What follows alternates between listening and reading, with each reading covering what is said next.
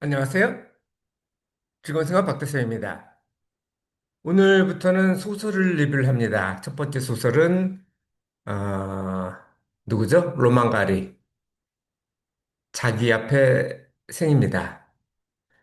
어, 저는 예전에 왜 사는지 이거에 대해서 궁금하게 생각한 적이 있었는데요. 죽는 것하고 사는 것은 사실 동전의 양면이죠. 로맨가리의 소설은 이 책 전에 한 8년 전쯤에 새들은 페루에서 죽다라는 단편을 읽은 적이 있었고, 이 책은 4년 전에 제가 읽었어요.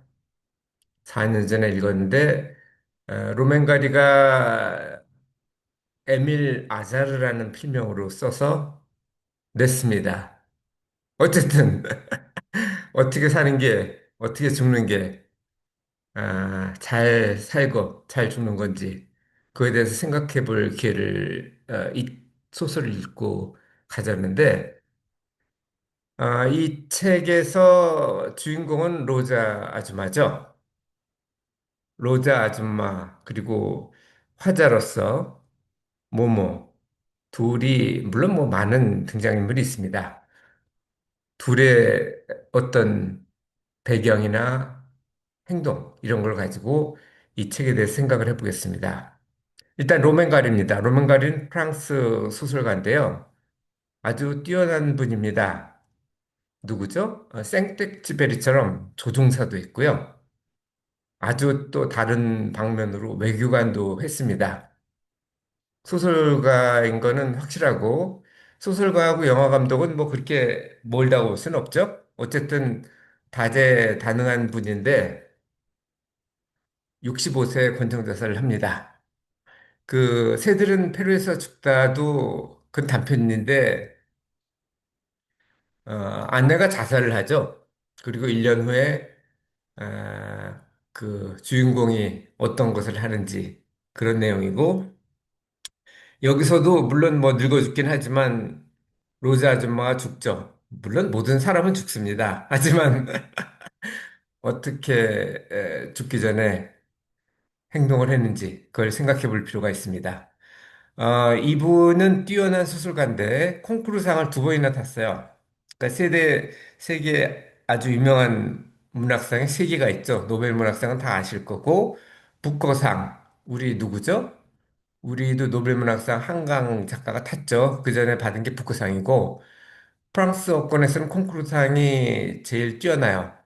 이건 원래 한 사람한테 한 번만 주는데, 아까도 제가 말씀드렸지만 이분은 로맨가리로 책을 쓰다가 에밀 아자르라는 필명으로 다시 쓴 게 이 책이에요. 그래서 2번 수상을 했대요. 그래서 수상 거부를 했는데 원칙이 이러니까 그랬더니 그 주최 측에서 이렇게 얘기를 했답니다. 이거는 사람이 아니고 책이 주는 것이다. 근데 저는 개인적으로는 그 새들은 페루에서 죽다보다 이 책이 더 좋았어요. 영화화도 됐습니다. 넷플릭스에서 나와서 저는 봤는데 영화보다는 책이 더 좋았던 것 같고요. 어쨌든 뭐 둘 다 보시면 더 좋고요. 로즈 아줌마가 주인공인데요. 여기 보시는 이 소피 누구죠? 기억은 잘 안 나는데 요즘 저도 기억력이 원래도 안 좋았지만 가물가물하네요. 폴란드계 유대인이에요. 그래서 어, 아우슈비츠에 끌려가기도 했습니다. 뭐 하층 계급이겠죠. 유대인도 뭐 아주 부자도 있고 아주 뛰어난 뭐죠? 노벨상을 받은 그런 사람들도 있지만 일부는 또 가난한 사람도 있었겠죠. 로자 아줌마는 어, 가난한 유대인 출신으로 이제 몸을 팔았어요. 그러다가 아우슈비츠에 갔다가 끝나고 돌아와서 계속 뭐 할 게 사실 별로 없었겠죠. 제대로 교육을 받지 않았다면 몸을 하는 일밖에 못하니까. 그리고 젊고 그땐 예뻤겠죠. 지금은 할머니지만 어쨌든 폴란드에서 그렇게 그런 사업을 하다가 끝나고 프랑스에 갑니다. 그리고 모로코, 알제리 그때는 프랑스 식민지였죠. 그러니까 프랑스령이니까 프랑스 내에서 다녔다고 봐도 되는데 어쨌든 외인 부대에도 근무를 했어요. 하지만 정말 사랑했던 애인이 돈은 뺏고 경찰에 넘겨가지고 다시 프랑스로 올 수밖에 없었고, 다시 매춘 사업을 할 수밖에 없었고, 그러다가 50이 되면 이제 아무도 안 찾죠. 몸도 불고, 그리고 여기는 이 영화에는 몸 분 거 별로 안 나오는데 소설에는 엄청나게 뚱뚱해진 거로 나와요. 그리고 원래 동료였던 다른 창녀들이 그때는 피임이 별로 지금은 뭐 다들 피임을 하지만 그때는 그런 게 없었거든요. 그래서 아이를 낳는데 보통 아빠가 없거나 모르는 그런 아이들이겠죠. 사업은 계속 해야 되니까 아이들을 맡겼는데 그 집에서 아이들을 맡아주는 사업을 했습니다. 한 일곱, 여덟 명 정도? 이게 이제 뒤에 나오는데 모모에 대해서 그건 다음에 말씀드리고요. 이 아줌마의 특징은 스트레스 받으면은 히틀러 사진을 봐요. 그 침대 밑에 큰 히틀러 사진을 숨겨놨다가 스트레스를 받으면 방에 들어와서 히틀러를 봅니다. 왜 보냐고요? 아우슈비츠를 생각하면 지금은 껌이거든요. 그랬고 아주 큰 스트레스를 받으면 지하실로 갑니다. 여기가 아파트였는데 아파트 지하에는 보통 방공호 같은 게 있죠. 거기 가서 자기가 유대인 동굴이라고 부른 거기서 휴식을 합니다. 나중에 죽을 때도 거기서 죽는데 그건 나중에 하고요. 그리고 중간에 이제 아이들이 스트레스를 폭력적이 되거나 그러면 원래는 부모니까 말려야 되잖아요. 근데 그러질 않고 신경 안제제를 그러니까 말리는 게 최선이고 일반적이고 그 다음엔 아이들한테 신경 안제제를 먹이는 경우도 있는데 그건 별로 안 좋죠. 근데 이 아줌마는 자기가 먹어버립니다.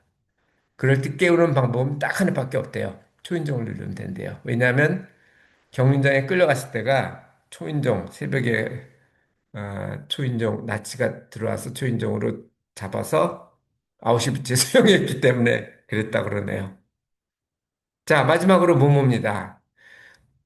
이 모모는 여러 그 아까 얘기한 아줌마의 원래 동료였던 창녀겠죠. 아마 알제리 출신이었던 것 같은데 어쨌든 알제리나 모로코 같은 경우는 프랑스 식민지였기 때문에 우리나라가 예전에 그 일본 식민지였을 때 일어를 배웠잖아요. 그래서 그 세대는 일본을 하는 것처럼 알제리 사람들도 불어를 합니다. 그래서 프랑스에 많이 가요. 다른 데 가면 말이 안 통하니까 일단. 그리고 또 잘 알기도 했었고. 그래서 아마 제 생각에는 모모의 엄마도 알제리 출신이었고 거기 있다가 프랑스 파리죠. 이 소설의 배경된 파리거든요. 그래서 여기다 맡겼는데 사업을 해야 되니까 이 고모가 첫 슬픔을 느꼈던 건 우편안이에요. 자기는 아줌마가 자기를 사랑해서 키운다고 생각을 했는데 그게 아니고 월말에 오는 우편안 때문에 키우는 걸 알게 돼서 펑펑 울었대요. 로즈 아줌마가 아니다. 가족은 같이 사는 거라서 그러는 거고 나는 널 사랑한다. 그런데 안 믿죠. 사실 반반이긴 했고요. 사랑하기는 했어요. 물론 돈도 중요했고요. 돈 없이는 못 사니까. 그리고 수천 마리의 강아지가 바캉스 때 그냥 묶여놓고 버려지기도 한단다. 뭐 이런 얘기를 했는데 그래도 계속 울죠. 그러다가 자기가 아는 가장 현명한 하멜 할아버지한테 갑니다. 하멜 할아버지도 제 생각엔 알제리 출신이고 무슬림이죠. 항상 웃고 있어서 왜 웃어요? 그랬더니 할아버지는 기억력을 주신 신한테 감사를 한다. 그리고 또 물었어요. 사랑 없이 사는 것이 가능합니까? 그랬더니 어릴 때는 모르는 것이 날 수도 있다. 가능하다는 얘기죠. 어쨌든 그래서 이 조그만 7살짜리 꼬마 모모는 사랑을 받기 위해서 여러 가지 짓을 합니다. 아이들 보니까 아이들이 아프면 엄마들이 왔어요. 그래서 자기도 아파 보기도 하고, 물론 꾀병이죠. 근데 안 와요. 그래서 똥을 쌉니다. 똥을 싸면 당연히 뭐라고 얘기를 하겠죠. 근데 이걸 그만뒀어요. 이 로자 아줌마가 너 이렇게 똥 싸면 수용소에 보낸다. 빈민구호소에 보낸다. 했는데도 불구하고 계속 쌌지만 결국 그만둔 이유는 다른 아이들이 이 몸을 따라해서 싸기 시작했어요. 그랬더니 이게 누구 똥인지 모르잖아요. 그러니까 관심을 얻는데 실패했기 때문에 그만뒀고 두 번째로 시도한 것이 훔치기였어요. 엄마가 당연히 여자였겠죠. 그래서 주인이 여자인 가게 가서 자꾸 훔치기 시작했는데 그것도 그만뒀어요. 이거는 그래도 똥 싸기보다는 좀 나은데 계란을 훔쳤는데 그걸 딱 보더니 여주인 아줌마가 와서 뭐라 그러질 않고 뽀뽀를 해주더래요. 참 예쁘다고 그러면서 계란을 하나 더 줬대요. 물론 행복한 경험이었죠. 어쨌든 사랑을 받고 그만둡니다. 마지막으로 했던 거는 애완개를 훔쳐와요. 개를 키우자 그랬더니 당연히 안 되죠. 그 8명이서 사는데 좁은 아파트에서 되겠어요? 사료도 문제고. 그런데도 훔쳐왔는데 그렇다고 쫓아내지는 않았어요. 강아지와 너무 친해진 게 문제였는데 그럼에도 불구하고 강아지를 팝니다. 그 판 이유가 가슴 아픈데요.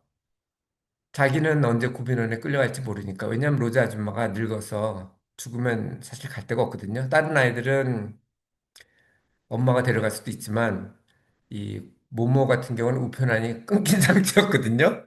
엄마가 죽었거나 뭐 그랬겠죠. 그래서 내가 구빈원에 끌려가면 사람이니까 사람은 어쨌든 먹여 살리겠지만 강아지는 위험해진다. 그래서 어떤 부자 아줌마가 예쁘니까 팔아라. 그래서 500프랑에 팔 500프랑이면 대충 그때는 한 100원 정도 했거든요. 제가 30년 전인가 유럽 여행할 때 그때 환율로 그랬습니다. 아마 5만 원 정도니까 아이한테 5만 원은 작은 돈은 아니죠. 하지만 팔고 그 돈을 시궁창에 넣어버립니다. 어쨌든 이렇게 살면서 그걸 빼먹을 뻔했네요. 여기 보면은 그 지하실의 유대인 동굴에서 죽거든요. 이 로자린 아줌마가. 그때 이 로자린 아줌마가 죽는 거는 두렵지 않다 하지만은 자기가 평생 엉덩이를 손님한테 내줬는데 늙어서까지 의사한테 엉덩이를 주고 싶진 않다. 그래서 의사한테 수용 거기도 뭐 요양원 같은 데겠죠. 그 끌려가는 걸 거부해요. 계속 거부를 하다가 나중에는 이 똥을 이 치매가 오거든요. 치매가 오면 저희 어머니도 치매가 와서 지금 요양원에 계시지만 통제를 못해요. 그러니까 똥을 통제를 못하죠. 그러니까 어린 아이는 성숙 발달이 안 됐기 때문에 똥오줌을 가리지 못하고 늙으면 조직이 쇠퇴를 해요. 그래서 똥오줌을 가리지를 못합니다. 요양원에 평균적으로 보면 반 정도는 지적을 차요. 그 얘기는 다시 말하면은 엉덩이를 그래도 어릴 때는 희망이라도 있고 가족이 해주잖아요. 근데 여기서는 어린아이도 아니고 의식은 있는데 그것도 가족도 아닌 다른 사람들이 기저귀를 갈아줘야 되겠죠. 그래서 처음에는 똥 냄새를 숨기기 위해서 향수를 씁니다. 근데 그게 뭐 계속 진해지고 결국은 사람들이 알게 되고 그 요양원에 보내야겠다고 그랬더니 막 거부를 하죠. 그러다가 유대인 동굴로 가서 거기서 죽어요.